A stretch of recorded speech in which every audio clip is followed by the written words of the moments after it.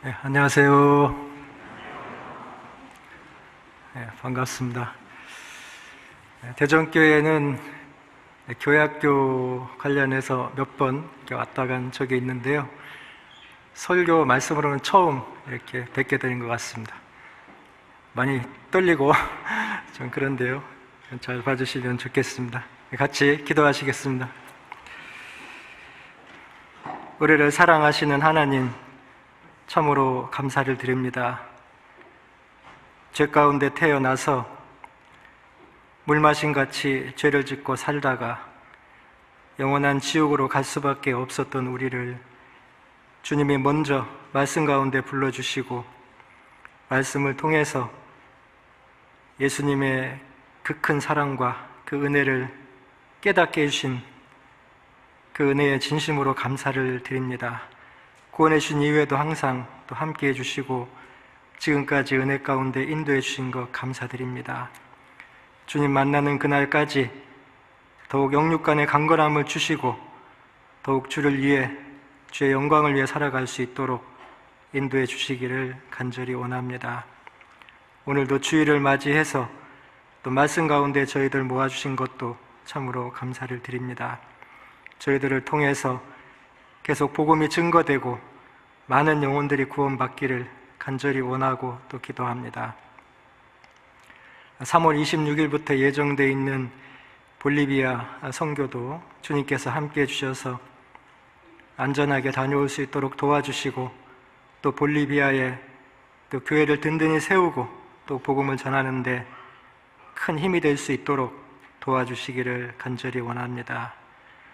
오늘 말씀의 교제의 모든 시종 주께서 함께 해주셔서 또 저희들에게 유익한 시간 될 수 있도록 인도해 주시기를 간절히 원합니다. 우리를 사랑하시고 구원해 주신 예수님의 이름으로 감사하며 기도드렸습니다. 아멘. 고린도 후서 7장을 찾겠습니다.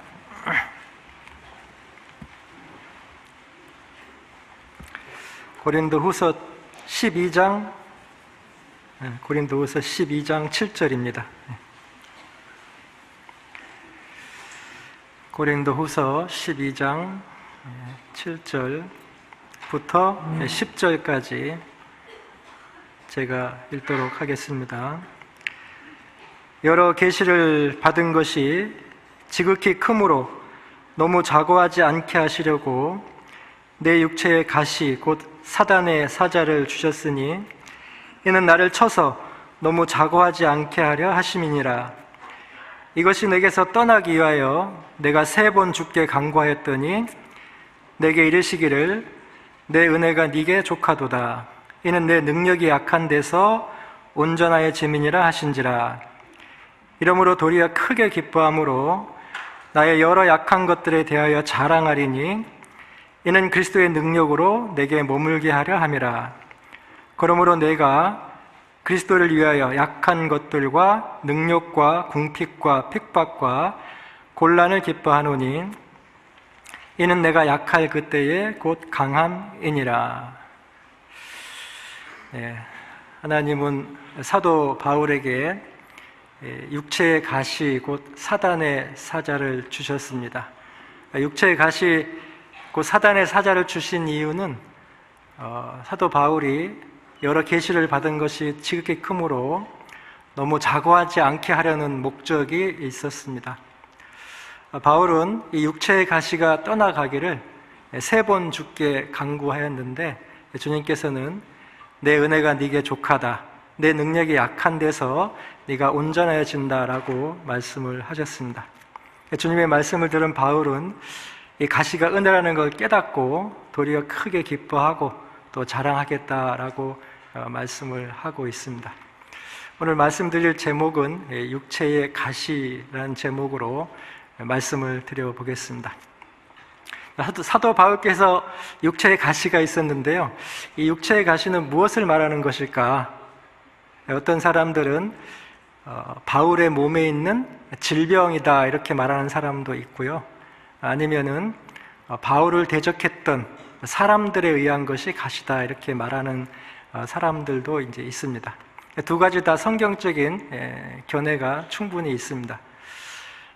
갈라디아서 4장 14절에 보면은 너희를 시험하는 것이 내 육체에 있으되 너희가 업신여기지도 아니하며 버리지도 아니하고 오직 하나님의 천사와 같이 또는 그리스도 예수와 같이 영접하였도다, 이렇게 바울이 말씀하셨는데, 너희를 시험하는 것이 내 육체에 있다라는 이 말씀은 바울에게 있는 육체의 질병을 의미한다, 이렇게 볼 수가 있습니다. 그런데 많은 성경학자들 중에 바울의 육체의 가시가 질병이 아니라 바울을 대적하는 사람들의 그 악랄한 괴롭힘이다, 이렇게 주장을 하는 학자들도 꽤 많이 있습니다. 크리소스톰이라는 학자는 바울의 육체의 가시가 바울을 대적하는 사람들의 그 악랄한 괴롭힘이라고 주장을 하는 사람인데요. 디모데후서 2장과 4장에 보면은 후메네오, 빌레도, 또 구리장색 알렉산더 같은 사람이 이제 바울을 많이 대적했다고 돼 있잖아요. 그리고 그 유대교를 믿는 유대인들에 의해서 바울이 이제 많은 박해를 받게 됐잖아요. 그래서 이런 사람들에 의한 그 괴롭힘, 이것이 이제 육체의 가시다, 이렇게 보는 견해가 많이 있습니다. 우리가 흔히 쓰는 말 중에 가시방석 같다라는 말을 쓸 때가 있죠. 가시방석. 어떤 사람에 의해서 몹시 괴롭고 불편하다라는 이제 뜻의 말이 가시방석이다, 이런 말을 씁니다. 성경에서도 보면은 가시라는 그런 단어는 사람들에 의해서 괴롭힘을 당할 때 쓰는 경우가 많이 있습니다. 민수기 33장 55절에 보면은 너희의 남겨둔 자가 너희의 눈에 가시가 되고 너희의 옆구리에 가시가 되어 너희의 땅에 거하는 동안에 너희를 괴롭게 할 것이다, 이런 말씀이 있어요. 이스라엘 민족이 가나안 땅을 정복할 때 그 가나안 땅의 7 족속을 다 쫓아내지 못하고 남겨둠으로 말미암아 그들이 이스라엘 민족의 눈에 가시가 되고 옆구리에 가시가 될 것을 말씀한 내용입니다. 지금도 이스라엘은 전쟁 중에 있잖아요. 근데 그 가나안 7 족속 중에 남겨둔 블레셋 족속과의 전쟁이 지금도 진행되고 있는 겁니다. 그들이 옆구리에 가시가 될 것을 말씀을 하고 있는 겁니다.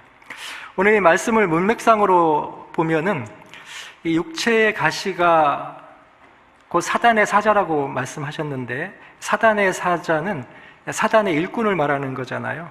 그래서 질병이라기보다는 사람에 의한 괴롭힘이다, 이렇게 볼 수가 있겠다, 이런 생각을 해봅니다. 그래서 10절에 보면은 그러므로 내가 그리스도를 위하여 약한 것들과 능력과 궁핍과 핍박과 곤란을 기뻐하노니 그랬는데, 이런 내용들이 사람들에 의해서 받는 괴롭힘이다, 이렇게 볼 수가 있죠.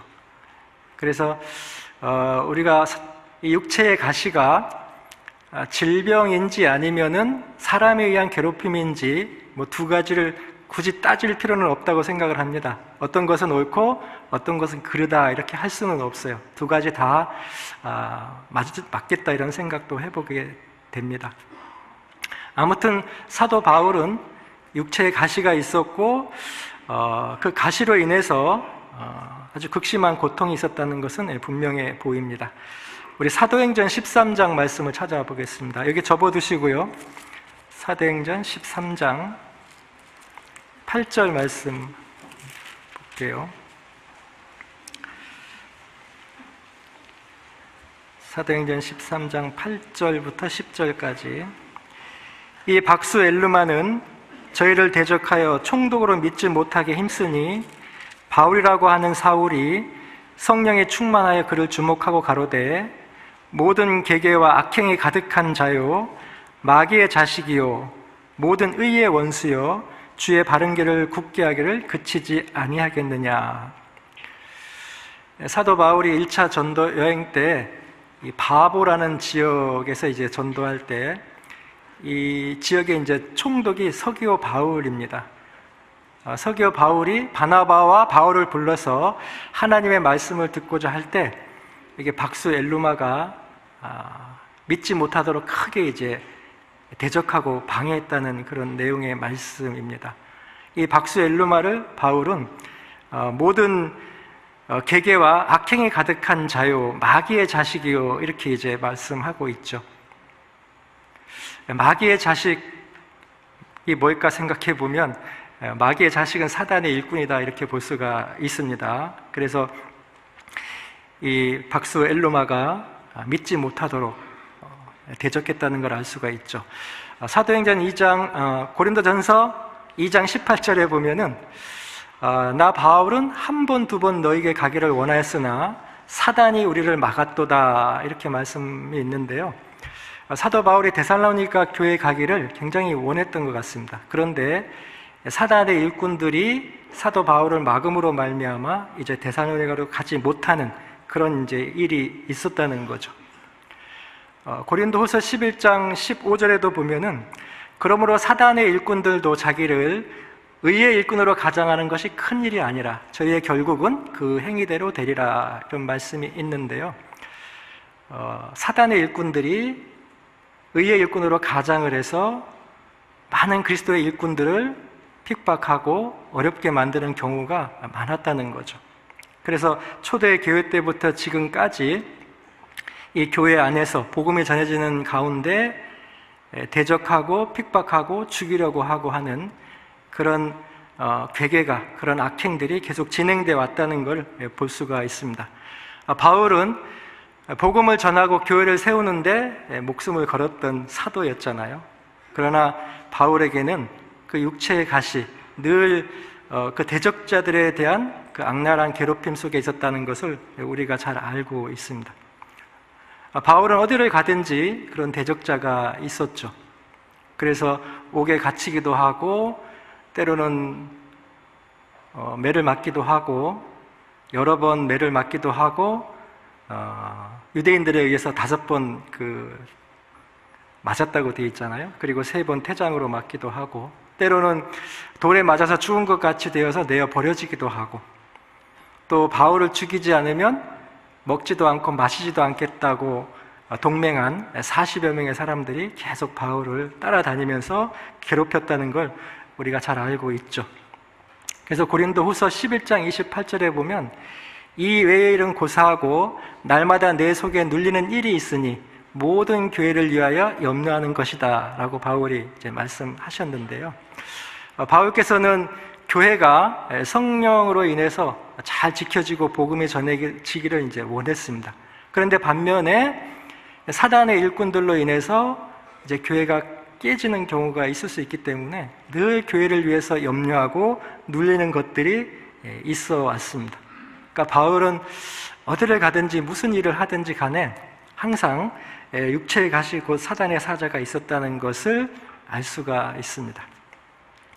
주님이 바울에게 육체의 가시 사단의 사자를 주신 이유는 너무 자고하지 않게 하려고 주시는 목적이 있었습니다. 만약 우리가 타고 다니는 자동차에 제어 장치가 없다면 어떻게 될까요? 출발하는 즉시 문제가 되겠죠.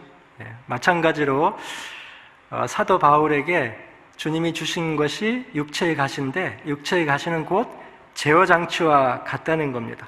그래서 고린도후서 12장 다시 본문에 보시면 12장 7절에 보면은 본문 12장 7절에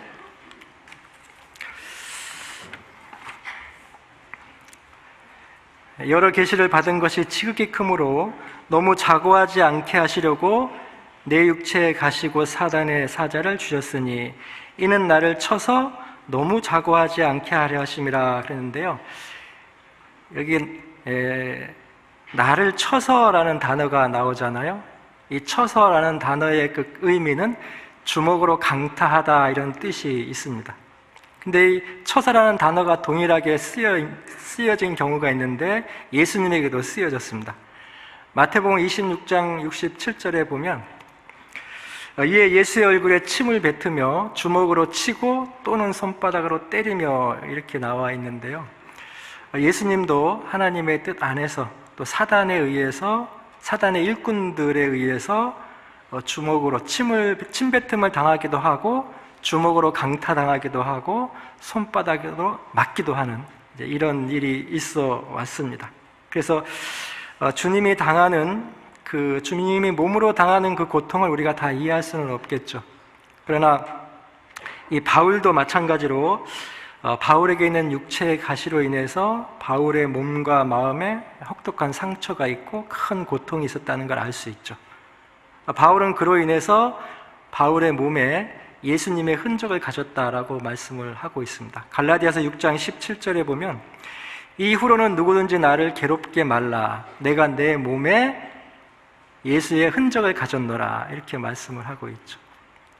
그러니까 이 바울의 몸과 마음에는 십자가에서 고난받으신 예수님의 흔적이 배어 있었다는 것을 알 수가 있습니다. 그리고 늘 어떤 형태로든 바울의 육체의 가시가 바울의 삶에 영향을 주고 있었다는 것은 이제 분명한 것 같습니다. 그래서 바울은 자기 스스로 제거할 수 없는 그 육체의 가시로 인해서 아마 트라우마가 생기기도 하고 우울증이나 정신적인 고통에 직면해 있었겠다 이런 생각도 이렇게 해보게 됩니다. 하나님이 이 바울에게 육체의 가시, 사단의 사자를 주시지 않았다면은 내가 선한 싸움을 싸우고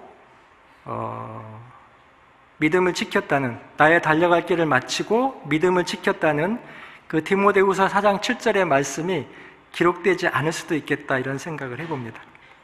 그러니까 사도 바울이 내가 선한 싸움을 싸우고 달려갈 길을 마치고 믿음을 지켰다는 것은 사도 바울에게 육체의 가시가 있었기 때문에 끝까지 완주할 수 있었겠다 이런 생각도 이렇게 해보게 됩니다. 그래서 자고하는 사람은 분명히 넘어지고 신앙의 경주를 끝까지 할 수 없겠다는 생각을 해보게 됩니다.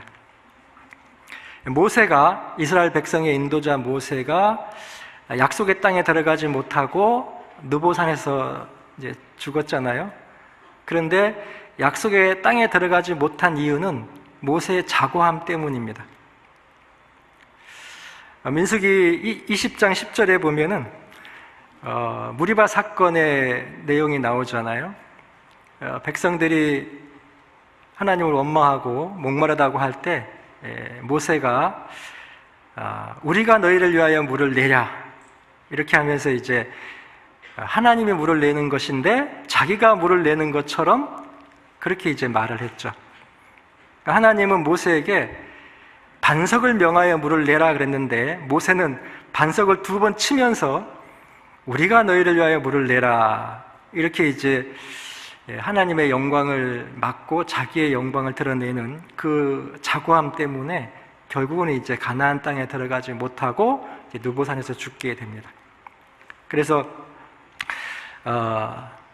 우리도 자고하면 우리도 순간 이렇게 높아진 마음을 갖게 되면 이제 언행이 달라지는 말을 하는 겁니다. 자기가 아니면 모임이 안 될 것처럼 생각을 하고 자기가 없으면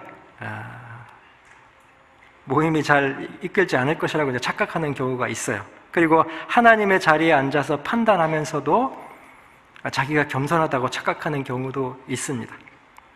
그래서 약한 것들과 능력과 궁핍과 핍박과 곤란이 있을 때 우리는 이것이 나를 자고하지 않게 하려는 하나님의 처방이라는 것을 알게 되면은 우리가 신앙의 중심을 잃지 않게 되고 우리의 신앙이 끝까지 안전하게 안주할 수 있는, 경주할 수 있는 그런 신앙이 된다라고 생각을 합니다. 하나님께서 사울 왕이나 솔로몬 왕에게는 육체의 가시를 주지 않았습니다. 그래서 이 솔로몬 왕에게는 하나님이 부와 영광 또 모든 지혜를 주셨잖아요. 그럼에도 불구하고 사울 왕이나 솔로몬 왕은 히브리서 11장 믿음장에 이름이 기록되지 않았습니다. 그래서 육체의 가시 곧 사단의 사자가 없다면 결코 믿음의 경주에서 완주할 수 없다는 걸 생각해 볼 수 있죠. 그런데 우리가 잘 아는 욥 있잖아요. 욥은 이제 하나님께서 그 부와 형통함도 주셨고 또 육체의 가시도 욥에게 주셨습니다. 욥은 하루아침에 아들을 다 잃게 되고 또 재산이 다 날아갔죠. 물론 하나님의 허락하에 사단에 의한 일이 이제 벌어진 거죠. 그러나 이제 욥은 그런 과정을 통해서 믿음의 눈을 뜨고 이것이 하나님의 이치라는 것을 나중에 이제 깨닫게 됩니다. 우리 욥기 42장으로 한번 가볼게요. 욥기 42장.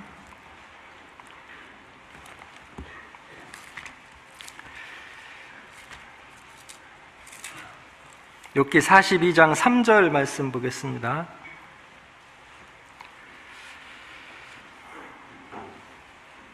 욥기 42장 3절.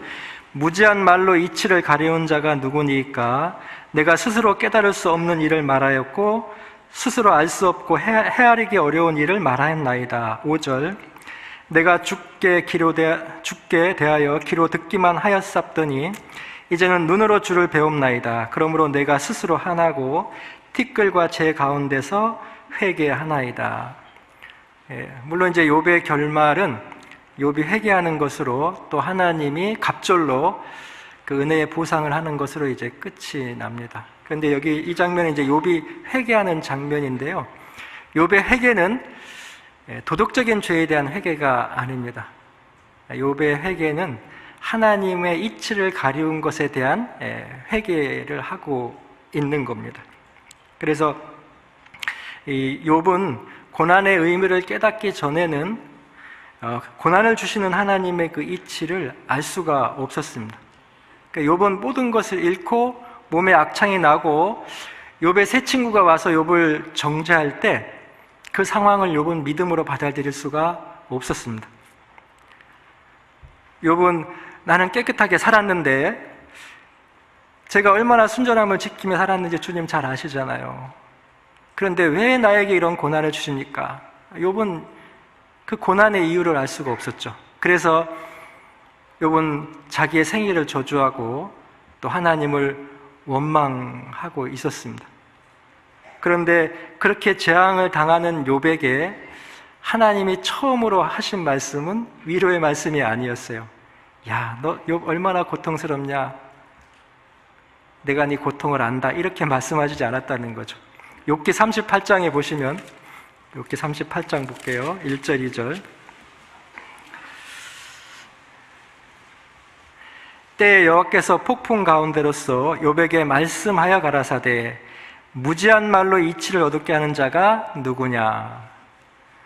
하나님이 욥에게 나타나셔서요. 가장 처음 한 말은 무지한 말로 이치를 얻게 하는 자가 누구냐? 바로 너가, 욥 네가 지금 무지한 말로 이치를 얻게 하는 자다. 이렇게 이제 말씀하시면서 너는 누구냐라고 질문을 하죠. 욥기 38장부터 41장까지는 하나님이 욥에게 31가지의 질문을 쭉 합니다. 천문, 지리, 기후, 동식물에 대해서 삼라만상의 모든 것이 하나님의 이치로 된다는 것을 하나님이 사실은 욥에게 계속 말씀을 하신 거죠. 욥은 그 하나님의 말씀을 쭉 듣고 있다가 이 고난도 하나님의 이치 가운데 있는 것이구나, 하나님의 섭리 가운데 있는 것이구나, 이걸 이제 깨닫게 되는 겁니다. 그래서 욥이 회개할 때 이치를 얻게 한 자가 바로 접니다 라고 이제 회개하고 있는 겁니다. 주님께서 인생으로 고생하며 근심하게 하심이 본심이 아니다라고 말씀하셨죠. 마찬가지로 구원받은 그리스도인에게도 육체의 가시, 사단의 사자가 있을 수 있는데 그런 가시를 주시는 것도 하나님의 본심은 아닙니다. 하나님은 우리에게 가장 좋은 것을 항상 주고 싶어 하시는 분이시죠. 그런데 가장 좋은 것을 주시기 위한 도구가 육체의 가시라는 것을 사실은 말씀을 하고 있는 겁니다. 그래서 우리가 주님을 믿는 것은 주님은 항상 지극히 선하신 최선의 하나님이라는 걸 믿고 있는 거잖아요.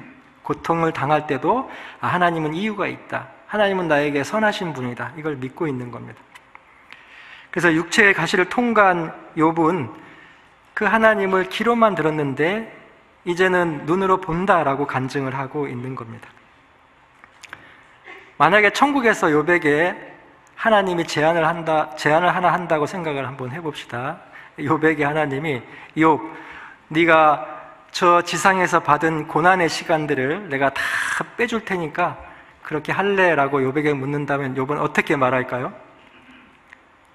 예, 빼주세요. 감사합니다 할까요? 아닙니다. 이거 빼주면 안 됩니다 라고 할까요? 여기 계신 형제 자매님들이 욥이라면 어떻게 대답하시겠습니까? 글쎄요, 지금 고난 가운데 있으신 분은 이 고난의 가시, 육체의 가시를 제거해달라고 기도하실지도 모르겠지만 천국에서 묻는다면, 고난의 시간을 다 지나서 천국에 갔을 때 주님이 나에게 묻는다면 그때도 이 가시를 제거해달라고 요청할 수 있을까요?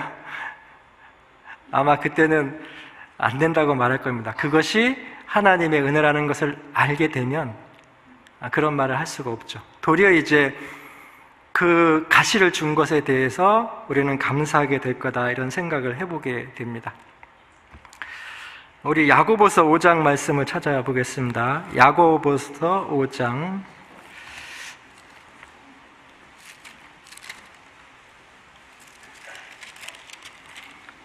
야고보서 5장 10절 한번 보겠습니다. 10절 11절. 형제들아, 주의 이름으로 말한 선지자들로 고난과 오래 참음의 본을 삼으라.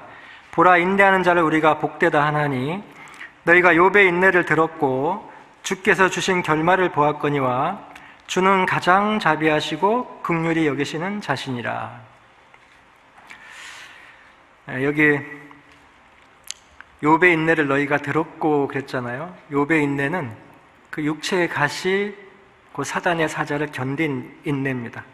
그리고 주께서 주신 결말을 보았다 그랬는데, 주님은 욥에게 그 믿음의 눈을 뜨게 하시고 그 육체의 가시가 은혜라는 걸 깨닫게 하시고 나중에 이제 2배로 갑절로 보상해 주는 결말을 우리가 보았잖아요.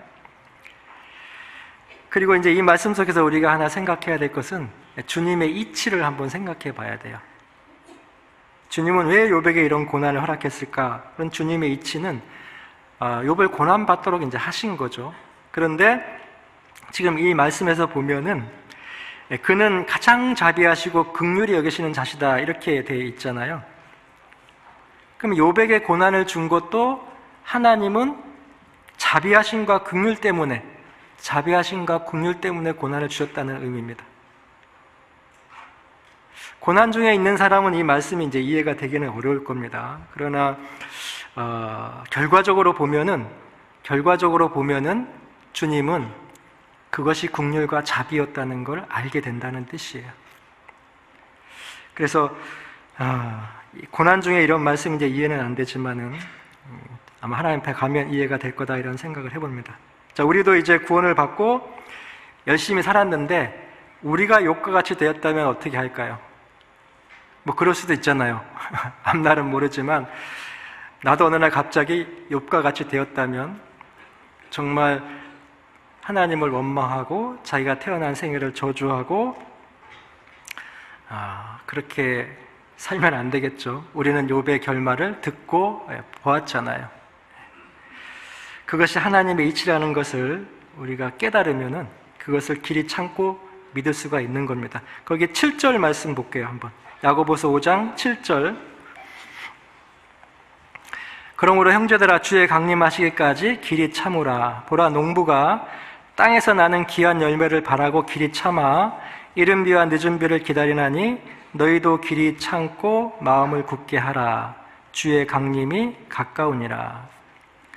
우리가 마음을 굳게 하여 끝까지 길이 참아야 될 이유가 이 말씀 속에 있는 겁니다. 참는 것에는 주님이 열매가 있다는 것을 약속해 주시고 있잖아요.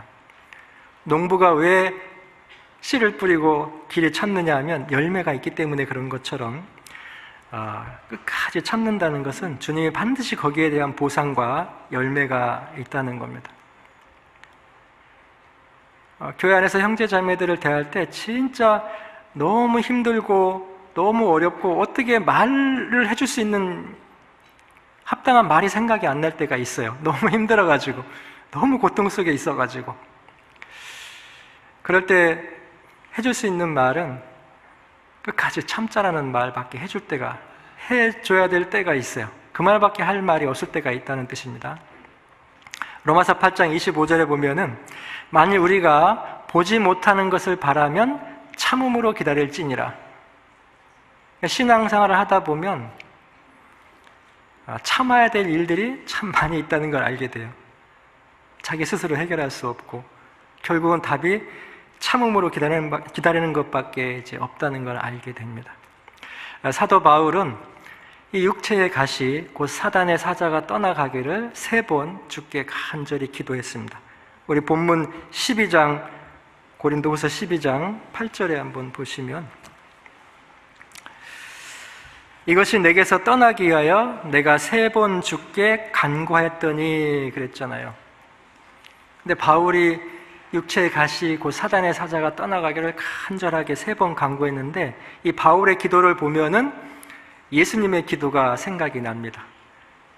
예수님이 십자가를 앞두고 이 겟세마네 동산에서 하나님께 3번 간절히 기도하는 내용이 나오죠. 그래서 마가복음 14장 36절에 보면은 예수님의 기도가 이렇게 이어집니다. 아바 아버지여, 아버지는 모든 것이 가능하오니 이 잔을 내게서 옮기옵소서. 하나님은 전지전능하시니까 모든 것이 가능하죠.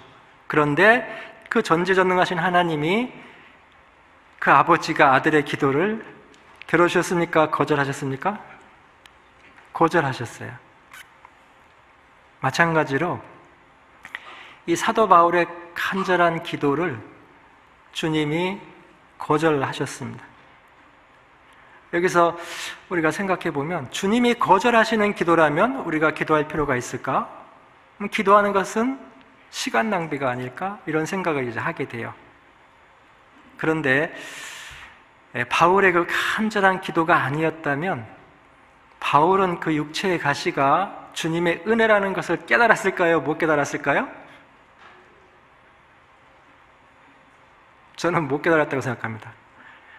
그 기도를 거절하시긴 하셨지만은 그 육체의 가시를 준 이유가 은혜라는 것을 바울이 기도를 통해서 깨달은 겁니다. 그리고 그것이 믿어진 거죠, 바울 마음속에. 그러니까 믿음과 은혜가 동시에 기도를 통해서 얻어진 겁니다. 그래서 우리가 기도하기 전까지는 주님의 뜻을 사실은 알 수가 없을 수 있어요. 로마서 12장 2절에 보면 너희는 하나님의 선하시고 기뻐하시고 온전하신 뜻이 무엇인지 분별하도록 하라 그랬잖아요. 그러니까 하나님의 선하시고 기뻐하시고 온전한 뜻이 무엇인지를 알기 위해서 사실은 우리가 기도해야 된다는 것을 알 수 있죠. 기도를 통해서 주님의 뜻을 알 수 있고 분별할 수 있고 믿을 수 있다는 겁니다. 그리고 말씀을 통해서 우리가 하나님의 뜻을 분명히 아는 것도 있지만 그렇다 하더라도 안다고 하더라도 기도는 계속돼야 되는 거죠. 그것이 이루어지기까지 계속 기도해야 된다는 걸 알 수 있습니다. 에스겔서 36장 37절에 보면은 나 주 여호와가 말하노라 그래도 이스라엘 족속이 이와 같이 자기들에게 이루어 주기를 내게 구하여야 할지니라. 자, 이스라엘 백성이 환난 받다가 이제 나중에 회복시켜 줄 것을 약속하셨거든요. 그래서 이스라엘 백성은 말씀을 보면은 우리를 회복시켜 주는 거구나 이걸 알 수 있죠. 그러나 그것도 내게 이루어 주기를 기도해야 될지니라 이렇게 말씀하고 있죠. 그래서 하나님의 뜻을 안다고 할지라도 그것이 이루어지기까지 우리가 계속 기도해야 된다는 것을 이제 이 말씀을 통해서 알 수가 있습니다. 그러니까 사도 바울이 주께 3번이나 간절히 기도했는데 어떻게 기도했을까 이런 생각을 좀 해보게 돼요. 그 바울을 악랄하게 괴롭혔던 대적자들에게 아마 하나님 이 자들을 좀 떠나가게 해주시면 안 될까요? 이제 그만 좀 하게 하면 안 될까요? 제가 이 사람들 때문에 복음 전하는 게 너무 힘듭니다. 하나님 이 육체의 가시를 좀 제거해 주십시오. 이렇게 기도했을 수 있어요. 근데 또 하나는 이것이 바울에게 있는 질병이라면 하나님 이 질병을 좀 없애주면 안 될까요? 제거해주면 안 될까요? 이 질병 때문에 복음 전하기가 너무 힘들고 교제하기가 너무 힘듭니다. 이 질병의 가시만 제거해 주시면 제가 정말 열심히 주를 위해서, 더 복음을 위해서 정말 살겠습니다. 이 질병을 좀 없애주세요라고 기도하지 않았을까, 이런 생각을 좀 해보게 됩니다. 그런데 주님은 그 기도의 응답을 거절하셨고, 거절하는 것이 은혜다, 이렇게 말씀을 하고 있는 겁니다. 저는 이 바울의 기도 속에서 생각나는 인물이 하나 있는데요, 요셉입니다. 요셉은 형들에 의해서 죽임을 당할 뻔하다가 죽임은 당하지 않고 애굽에 이제 종으로 팔려가게 되죠. 그래서 13년 동안 종으로 이제 있게 되잖아요. 그래서 요셉의 마음이 어땠을까 생각해 보면, 정말 요셉은 왜 내가 애굽에 팔려왔지? 하나님 왜 나를 애굽에 팔았습니까? 내가 무슨 죄를 졌습니까? 내가 잘못한 게 뭡니까? 그리고 하나님이, 내가 기다리면 하나님이 알게 해주시겠지 하는 이런 이제 마음을 가지고 있었겠죠. 그래서 요셉은 눈을 뜨고 일할 때도 이런 생각을 아마 했을 것 같고요, 밤에 잠을 잘 때도 이런 생각을 하면서 아마 잠을 잤을 것 같습니다. 게다가 이제 요셉은 보디발의 아내의 유혹을 거절함으로 말미암아 이제 간음죄의 누명을 쓰고 감옥에 또 갇히게 되잖아요. 요셉의 진심을 알아주는 사람은 아무도 없었습니다. 그 당시에 모든 사람은 요셉은 다 간음죄를 진 죄인이에요. 오직 하나님만 요셉의 마음을 알아줬겠죠. 아마 요셉의 육체의 가시는 이거였다고 생각을 합니다. 정말 억울하게 팔려왔고 억울하게 누명을 쓰고 감옥에 갇혀 있는, 그것이 이제 요셉의 육체의 가시였겠죠. 그러나 요셉의 일생 가운데 이 육체의 가시가 요셉에게 큰 영향을 주고 요셉이 죽을 때까지 그 믿음을 지켜주는 그 역할을 분명히 했을 겁니다. 그래서 이 육체의 가시를 제거해 달라는 3번의 간구에 대해서 주님은 내 은혜가 네게 족하다, 이렇게 말씀을 하고 있죠. 그래서 12장 9절에 보면은 내 은혜가 네게 족하다, 이는 내 능력이 약한 데서 온전하여 짐이라, 이렇게 말씀을 하셨습니다. 그래서 바울의 기도는 오로지 복음을 위해서, 자기네 뭐 어떤 육체적인 유익이 아니라 오직 복음을 위해서 이 가시를 제거해 달라는 기도였는데, 주님은 정말 냉담하게 매몰차게 거절하는 그 좀 모습을 보여주고 있잖아요. 그런데 주님이 그렇게 거절하신 이유는 주님의 능력이 부족해서가 아니라는 겁니다. 여기 내 능력이 부족한 데서 네가 온전해진다는 것은 너의 병이라면, 너의 육체의 가시라면 얼마든지 제거해 줄 수 있지만 사용하지 않는다는 뜻이죠. 그래서 이 바울에게 그 육체의 가시를 제거해 주지 않는 이유는 바울을 더 온전하게 만들어주기 위해서, 더 자고하지 않게 하기 위해서 그렇게 하셨다는 겁니다.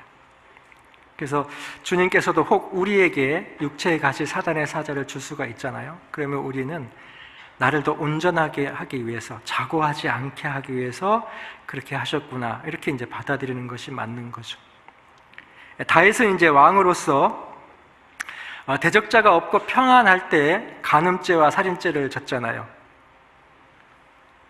근데 다윗이 만약에 사울에게 계속 쫓기는 상태에 있었다면은 다윗이 간음죄와 살인죄를 질 수 있었을까요? 다윗이 편안하고 대적자가 없을 때 다윗은 간음죄와 살인죄를 졌잖아요. 그러니까 다윗에게 육체의 가시는 사울 왕이었습니다. 동시에 사울 왕은 하나님이 다윗에게 주신 은혜였다는 걸 알 수가 있죠. 그러니까 사울 왕이 아니었다면 다윗은 그렇게 위대한 왕으로 훈련되지도 못했고 하나님 마음에 합한 사람이 절대 될 수가 없었을 것입니다. 그래서 가시가 은혜라는 것을 믿을 수가 있다면 정말 성공한 신앙의 모습이 아닐까, 이런 생각도 이제 해보게 됩니다. 그래서 본절 고린도서 12장 9절 중간에 보면은 바울은 이제 이러므로 도리어 크게 기뻐함으로 여러 약한 것들에 대하여 자랑하리니 이는 그리스도의 능력으로 내게 머물게 하려 함이라, 이렇게 이제 말씀을 하고 있죠. 사도 바울은 가시가 제거된 것도 아니고 앞으로 주님이 가시를 제거해 줄게라고 말씀하신 것도 아닌데 사도 바울은 크게 기뻐하고 자랑한다라고 말씀을 하고 있죠. 여기 여러 약한 것들에 대해서 자랑한다는 의미는 그런 것들에 대해서 부끄러워하지 않는다는 의미가 있습니다.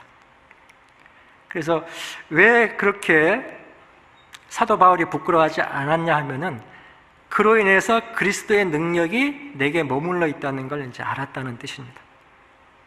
그래서 사도 바울은 이제 그리스도의 능력이 내게 머물게 하려 함이라, 여기서 사도 바울이 받은 능력은 세상적인 어떤 파워를 말하는 게 아닙니다. 여러 약한 것들, 능력과 궁핍과 핍박과 곤란을 견디면서 복음을 전할 수 있는 능력이에요. 사도행전 1장 8절에 보면 성령이 너에게 임하시면 너희가 권능을 받고 그랬잖아요. 우리 형제 자매님들 권능을 다 받았습니까? 성령은 다 받았으니까 구원 받았을 때 받았잖아요. 근데 권능도 받았는지 모르겠습니다.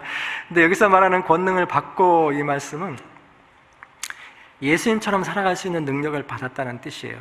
세상에서 막 잘 나가는 능력이 아닙니다. 그래서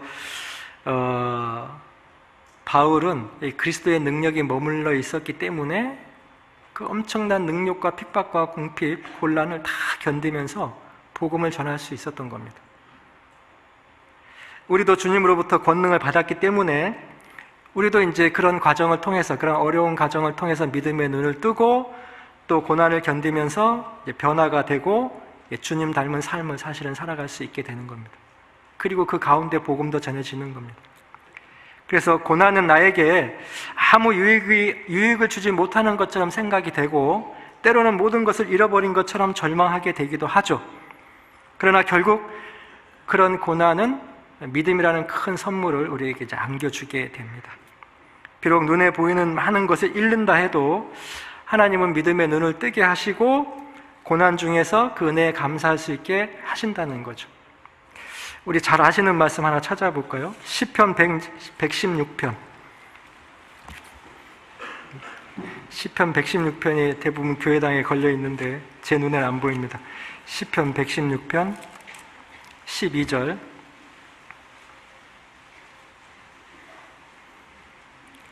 시편 116편 12절. 같이 한번 읽어보겠습니다. 여호와께서 내게 주신 모든 은혜를 무엇으로 보답할꼬? 여호와께서 내게 주신 모든 은혜를, 이게 모든 은혜잖아요.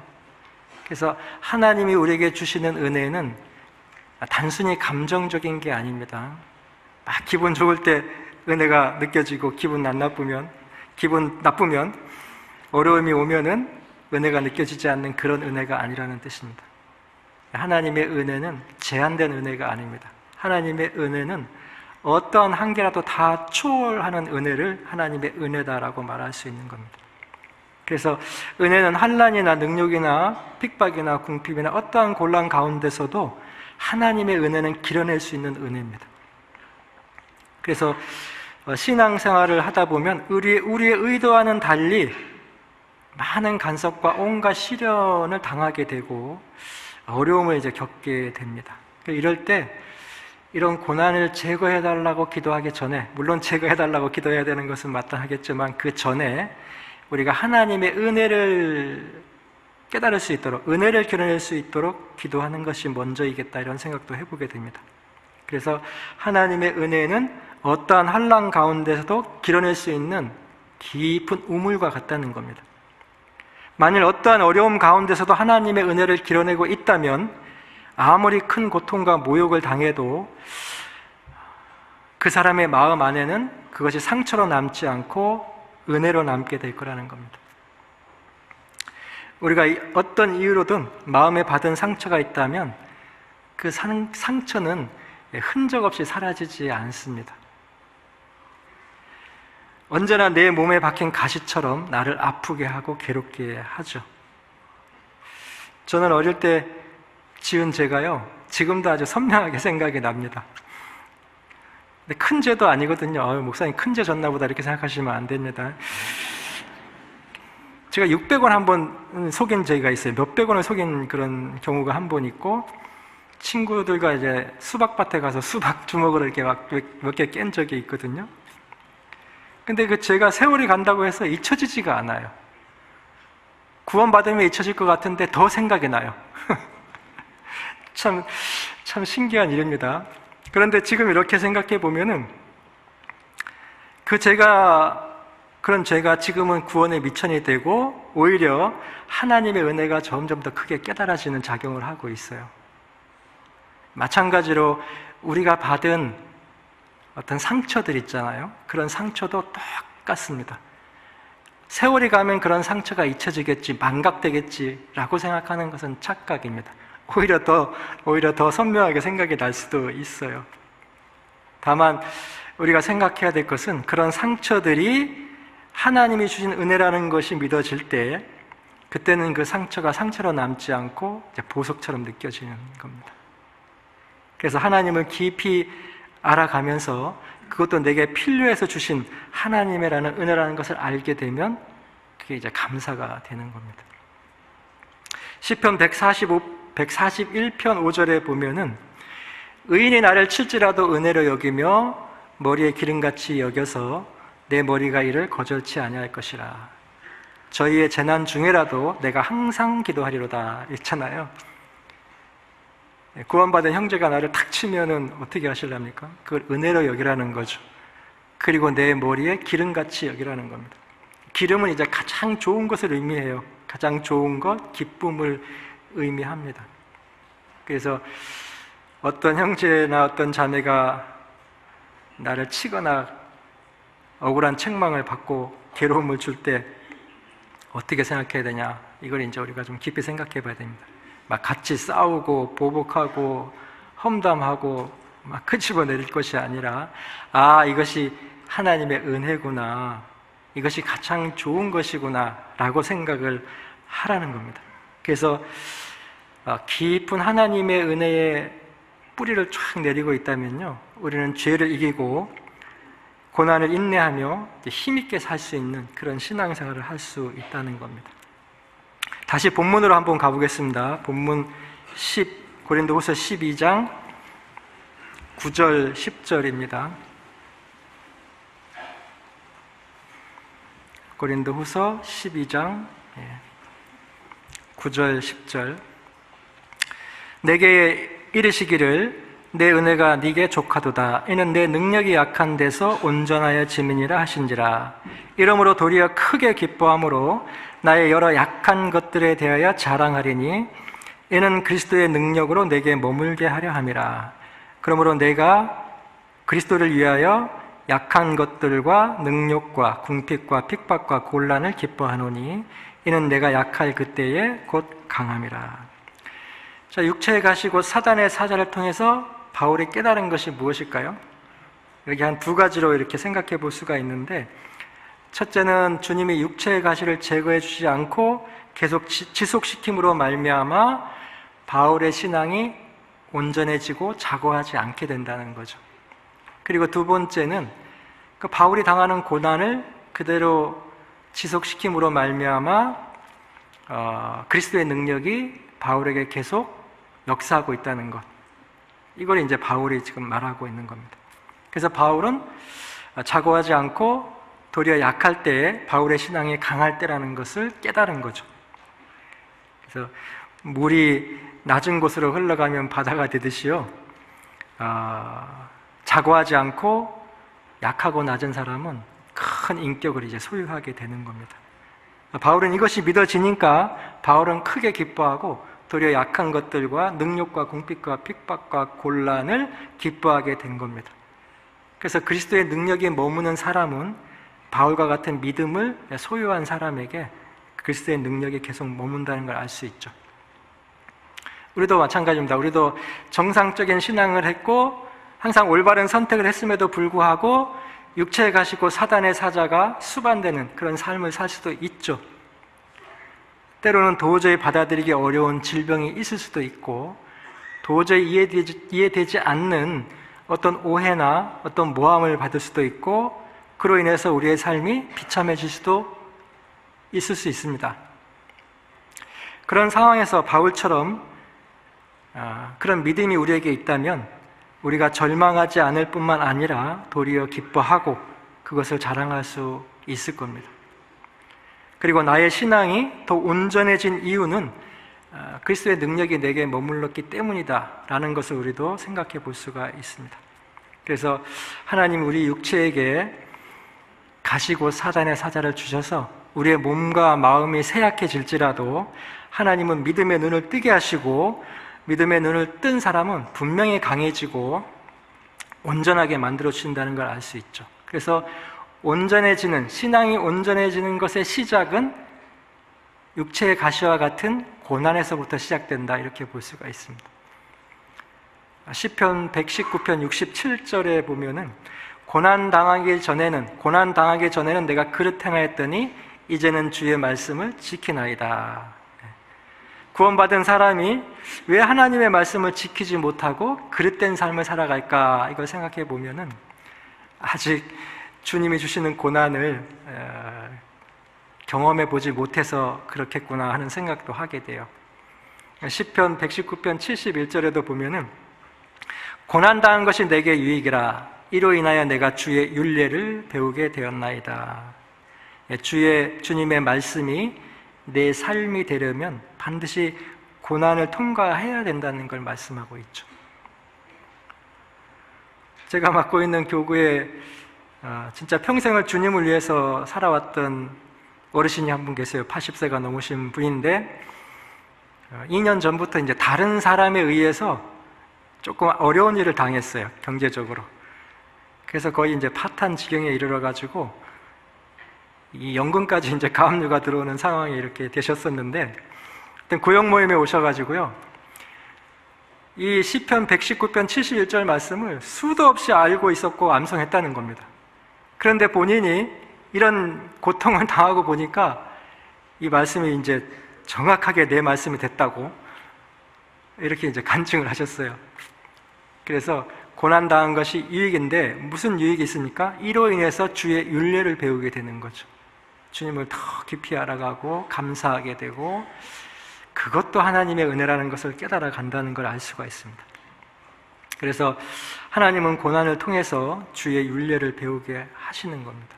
에레미야 10장 18절에 보면은 여호와께서 이같이 말씀하시되 보라 내가 이 땅에 거하는 자들을 이번에는 내어 던질 것이라 내가 그들을 괴롭게 하여 깨닫게 하리라. 주님이 우리를 깨닫게 하는 방법은 괴롭게 하여 깨닫게 하리라 그렇게 말씀하셨거든요.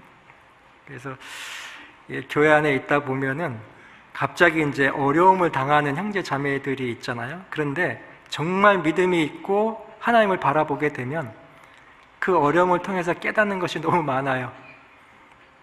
구원에 대한 감사도 더 커지고 이것도 하나님의 은혜구나 하면서 이제 소망도 더 커지게 되고 믿음의 눈을 뜨고 결국은 감사하는 간증으로 바뀌게 되죠. 그래서 고난 속에서 신앙의 눈을 뜨면은 반드시 감사하게 되는 간증이 나오는 겁니다. 그래서 육체의 가시는 은혜의 기회이고 감사의 기회이고 상급과 영광의 기회이고요. 우리 신앙이 성장하는 기회이고 더 온전해지는 기회이기도 하고 주님을 기쁘시게 하는 믿음의 기회가 되기도 합니다. 그리고 그 길이 우리의 신앙을 지키는 길입니다. 그래서 믿음의 눈을 뜨고 그것이 이제 하나님의 은혜라는 것을 아는 사람, 그리고 감사하시는 사람이 받을 만한 말씀이 10절 말씀이에요. 오늘 본문 10절 말씀입니다. 이거 아무나 받는 말씀이 아니라 믿음의 눈을 딱 뜨면은 이 말씀이 이해가 되도록 돼 있다 그런 말씀이죠. 우리 고린도후서 12장 10절 말씀을 다시 한번 볼게요. 같이 한번 읽어볼까요? 그러므로 내가 그리스도를 위하여 약한 것들과 능욕과 궁핍과 핍박과 곤란을 기뻐하노니 이는 내가 약할 그때에 곧 강함이라. 여기 그러므로 그리스도를 위하여 기뻐하노니 이렇게 말씀을 하고 있는데 이해가 잘 되신가요? 그러므로 그리스도를 위하여 괴로워하노니 이렇게 좀 말해야 이해가 될 것 같지 않습니까? 이 바울은 약한 것들과 능욕과 궁핍과 핍박과 곤란을 기뻐하고 있다고 말하고 있죠. 근데 기뻐하고 있는 이유가 뭡니까? 왜 기뻐하죠? 사도 바울은 그리스도를 위하는 것 때문에 기뻐했다는 뜻이죠. 그래서 그리스도를 위하여 받는 고난이기 때문에 바울은 기뻐한 겁니다. 바울이 기뻐하는 최종적인 목적이 뭐냐 하면 그리스도를 위하여 기뻐하는 겁니다. 그래서 약한 것들과 능력과 궁핍과 곤란, 이걸 하나하나 생각해 보면 이 자체적으로는 인간의 상식으로는 기뻐할 수 있는 가치가 하나도 없어요. 한번 생각해 보시죠. 능력이 기쁜 건가요? 궁핍이 기쁜 건가요? 인간적으로 생각하는 겁니다. 네. 핍박과 곤란이 기쁜 건 아니잖아요, 상식적으로. 그런데 사도 바울은 그것을 기뻐했다는 겁니다. 왜 그러냐면 그 기뻐할 수 있는 가치는 오직 그리스도를 위한 것이기 때문에 기뻐했다는 겁니다. 그리스도를 위한 것만이 영원한 것이기 때문에 기뻐할 수 있는 겁니다. 그리스도 안에서 그리스도를 위하여 고난받고 사는 것이 얼마나 영광된 것인지를 사도 바울이 잘 알고 있었다는 뜻이죠. 사도 바울이 고린도후서 12장 4절에 보면은요, 셋째 하늘에 올라갔다 온 내용을 간증하고 있거든요. 고린도후서 12장 앞에 보면 그 말씀이 있어요. 아마 사도 바울이 돌에 맞아가지고 죽은 것 같이 되어 버려질 때, 그때 아마 셋째 하늘 천국을 보고 온 것 같습니다. 그래서 고린도후서 12장 4절에 보면은 그가 낙원으로 이끌려가서 말할 수 없는 말을 들었으니 사람이 가히 이르지 못할 말이라. 사도 바울은 천국을 보고 와서도요, 내가 천국을 너희한테 설명할 수 없어, 그런 뜻이에요. 이거 사람이 가히 이르지 못할 말이다. 이거 설명이 불가능하다는 뜻이에요. 천국을 보고 온 사람도 설명이 불가능하고, 듣는 사람은 더 불가능하고, 천국이 도대체 얼마나 좋길래 지금 우리의 상식으로는 이게 상상이 안 되는 겁니다. 고린도전서 2장 9절에 보면 기록된 바 하나님이 자기를 사랑하는 자를 위하여 예비하신 모든 것은 눈으로 보지 못하고 귀로도 듣지 못하고 사람의 마음으로도 생각지 못하였다 함과 같으니라.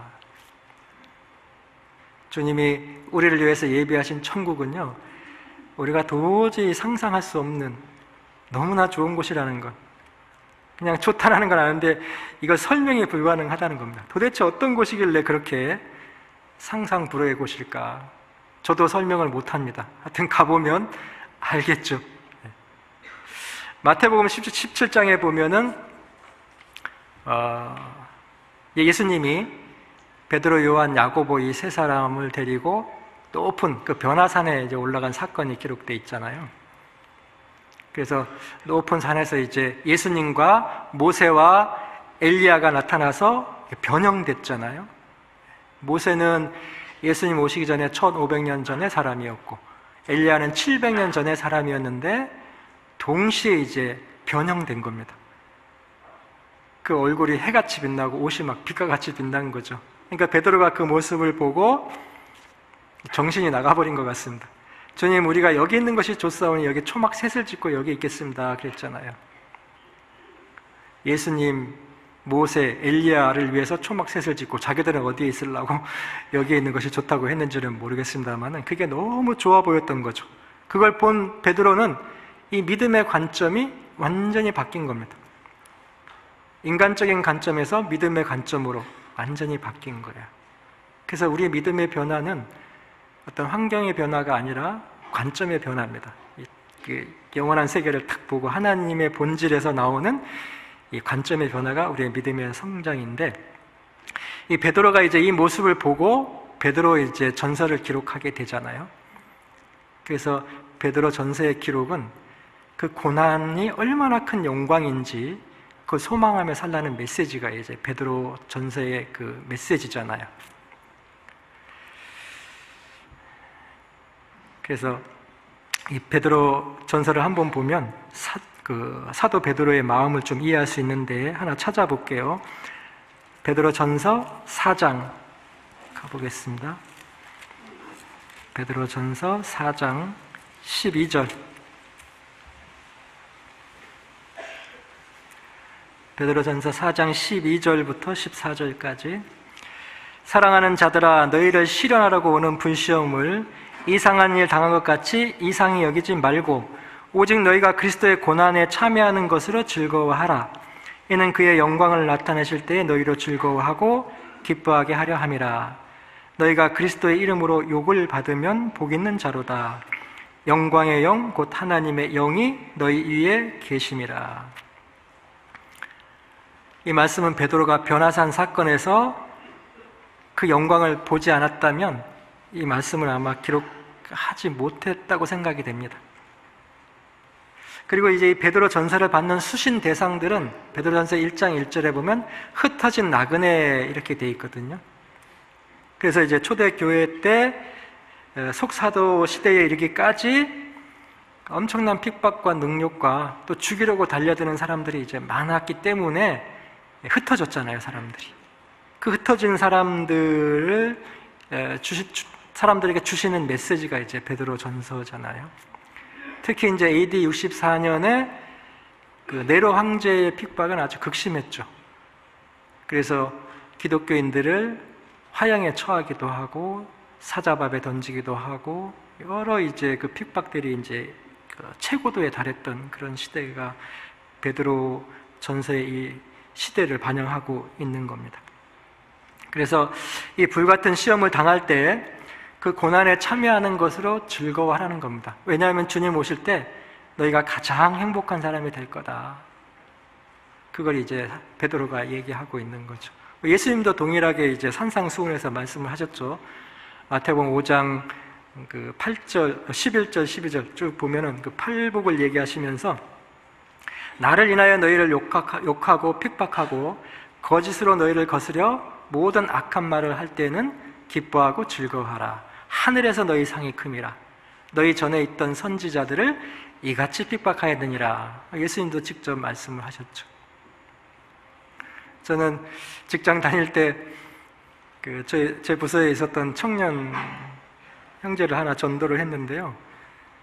그 엄마가 이제 자기 아들을 교회 데려갔다고 저한테 전화를 해가지고 우리 집에 불 질러버리겠다고 하는 전화를 한번 받았거든요. 그때 제가 이 말씀이 생각나면서 되게 마음에 기쁨이 올라오더라고요. 불 질러면 불 질러 보라는 그런 마음이 있고요. 야, 이게 참, 근데 그 전도하면서 당하는 그게 이상하게 기쁨이 올라와요. 그것도 아마 그리스도의 능력이 저한테 머물러 있었던 것 같습니다.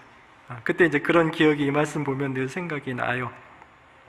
그래서 믿는 것 때문에 욕먹고 또 핍박받고 악한 말을 들을 때 있잖아요. 그때는 절망할 것이 아니라 오히려 기뻐하고 즐거워하라는 것이 주님의 메시지입니다. 그래서 복음을 전하는 가운데 그리스도인이 당하는 육체의 가시가 있고 사단의 사자가 분명히 있을 수가 있죠. 모든 약한 것들과 능욕과 궁핍과 핍박과 곤란을 당할 수 있다는 겁니다. 그것이 선지자들로부터 지금까지 계속되고 있는 역사잖아요. 물론 이제 사람에 의한 가시가 있을 수 있지만 질병에 의한 가시도 있을 수 있겠죠. 또는 사고로 인해서 육체의 가시가 있을 수도 있습니다. 그러나 그것이 주님 안에서는 복이고 하늘에서 분명히 너희 상이 큼이다라고 주님이 말씀하고 있죠. 마치 진주조개 아시잖아요? 진주조개가 그 모래 같은 게 들어가서 상처가 나면은 그 상처에서 나오는 어떤 진액이 진주를 만들어내잖아요. 천국에 가면은 12 진주문이 있다는 거 아시죠? 천국에 가면 왜 하나님이 12 진주문을 만들어 놨을까 생각해 보면 우리가 신앙생활 가운데 받는 그 상처와 아픔들이 결국은 천국에 가서는 진주문이 되겠구나 이런 생각도 해봐요. 우리가 고난의 문을 하나하나 통과할 때마다 천국에 가면은 하나님이 만들어 놓으신 진주문을 통과하지 않을까 이런 생각도 해보게 됩니다. 거기 옆에 말씀 하나 더 볼게요. 베드로 전서 5장 10절 말씀 보겠습니다. 베드로 전서 5장 10절. 모든 은혜의 하나님 곧 그리스도 안에서 너희를 부르사 자기의 영원한 영광에 들어가게 하신 이가 잠깐 고난을 받은 너희를 친히 온전케 하시며 굳게 하시며 강하게 하시며 털을 견고케 하시리라. 제가 잠시 읽다가 중단한 것은 제가 시간을 지금 넘기고 있는가 싶어가지고 시계 보느라고요. 이 말씀에 보시면 모든 은혜의 하나님 이렇게 시작하잖아요. 그 그리스도 안에서 너희를 부르사 자기의 영원한 영광에 들어가게 하신 이가 잠깐 고난을 받은 너희를, 고난받게 하는 것이 은혜의 하나님이 우리에게 주시는 거죠. 그 고난을 통해서 친히 온전케 하시고 굳게 하시고 강하게 하시고 털을 견고케 하시리라, 이렇게 말씀을 하고 있습니다. 그래서 육체의 가시는 결국 하나님의 은혜인 겁니다. 그래서 육체의 가시는 그 고난을 영광으로 바꾸는 이제 은혜가 되는 거죠. 고난이 없으면 우리의 신앙이 강해지지가 않고요, 견고해지지가 않는다는 겁니다. 온전해지지가 않아요. 참 신기하죠. 고난이란 계단을 밟고 올라가야만 신앙은 성장하는 것 같습니다. 그래서 성경의 많은 인물들을 보면 요셉의 고난이 이제 도리어 그 악을 선으로 바꾸시는 하나님을 경험하게 되잖아요. 그리고 욥이 당한 그런 고난이 욥을 단련시키고 결국은 욥의 신앙을 정금으로 만들어가는 그 역할을 하는 겁니다. 한나는 자식이 없어가지고 그 분인나에 의해서 엄청 괴롭힘을 당했잖아요. 그렇지만은 결국 하나님이 그 한나의 기도를 들으시고 사무엘을 주셨죠. 그래서 사사기 끝에 이제 사무엘이 마지막 나오는데, 이 암흑 같은 사사 시대에 정말 한 줄기 빛을 사무엘을 통해서 주시는 그런 모습도 있습니다. 그래서 위대한 영적 지도자를 탄생시키는 모습도 있고요. 이 모든 것이 이제 하나님의 은혜라는 겁니다. 그래서 육체의 가시 사단의 사자는 하나님이 우리에게 꼭 필요해서 주신 것이다, 이런 생각을 해볼 필요가 있죠. 폴 브랜드라는 그 박사님이 계신데요, 이분은 어떤 말을 했냐면, 고통을 만드신 하나님께 감사하라, 이는 실로 아름다운 것이다, 이렇게 말을 했어요. 근데 이 폴 브랜트 박사님은 평생 동안 이제 한센병 환자 아시죠? 한센병 환자를 위해서 헌신했던 분입니다. 그가 이제 마지막 임무를 마치고 퇴임할 때 기자들이 이제 질문을 했다고 합니다. 박사님, 마지막으로 이 한센병 환자에게 선물을 하고 싶다면 무엇을 선물하고 싶습니까? 이렇게 이제 물어봤는데요, 이 폴 브랜트 박사는 고통을 선물하고 싶습니다, 이렇게 말을 했대요. 그러니까 이 한센병 환자들의 문제는 고통을 못 느끼는 거잖아요. 막 살이 문드러지고 썩어 들어가도 고통이 없는 겁니다. 그러니까 자기 방어가 안 되는 거예요.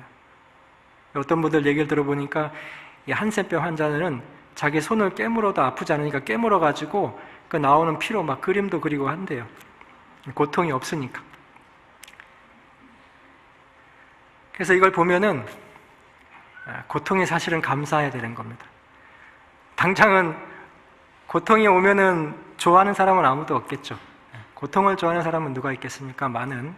그러나 우리는 이 말씀을 통해서 고통이 올 때 이것이 하나님의 은혜라는 걸 믿을 수 있다면 하나님의 은혜의 눈을 뜨게 되고, 분명히 어떠한 어려운 가운데서도 하나님께 감사할 수 있는 그런 신앙생활을 하지 않을까, 이런 생각을 이렇게 해보게 됩니다.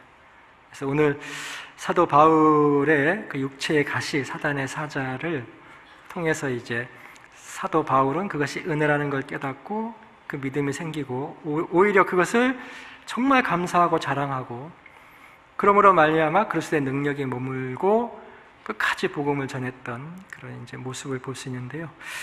그래서 교훈을 좀 받아봤습니다. 같이 기도하시겠습니다.